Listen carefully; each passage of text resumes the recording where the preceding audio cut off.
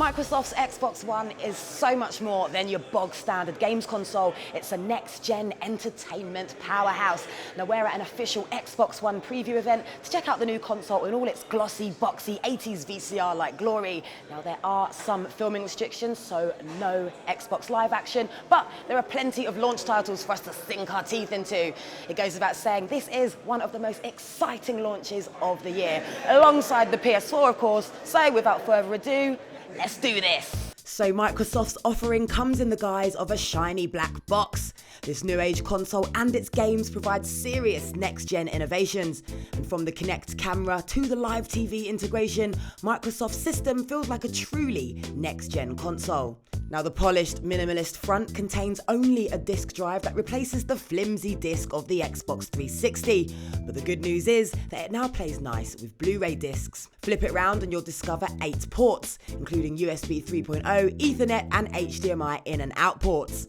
Now live TV is something that will be available through HDMI pass-through technology, which allows you to plug in a set-top box to your Xbox One. So gone are the days of switching inputs to flip between video games and TV. Then there's the new and improved Kinect sensor and a range of games that take full advantage of its next-gen functionality, like Kinect Sports Rivals and Just Dance.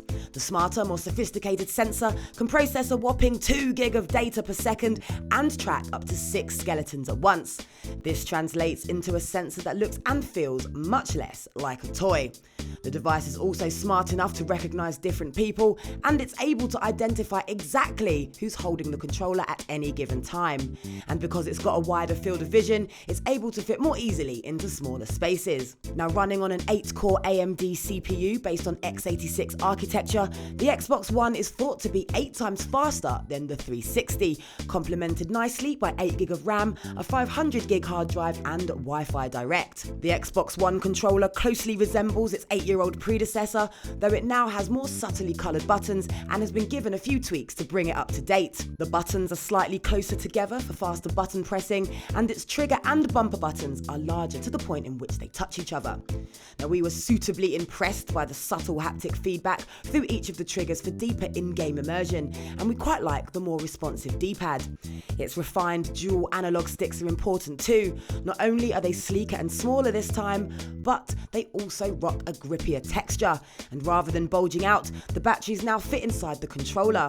And the overall result is a controller that's a bit more comfortable to hold, lighter and less bulbous. And Microsoft has taken a great idea from the PS3 by letting you plug the controller into the system to charge it. Now changes aren't particularly revolutionary, but as the saying goes, if it ain't broke, don't fix it. Then there's the Xbox One's games. Now some of the titles that are on show, like Killer Instinct, Forza Motorsport 5 and Rise Son of Rome, prove the next-gen Xbox is so much more than just an all-in-one multimedia hub, thanks to stunning visuals and jaw-droppingly awesome graphics, as well as impressive attention to detail with smooth frame rates.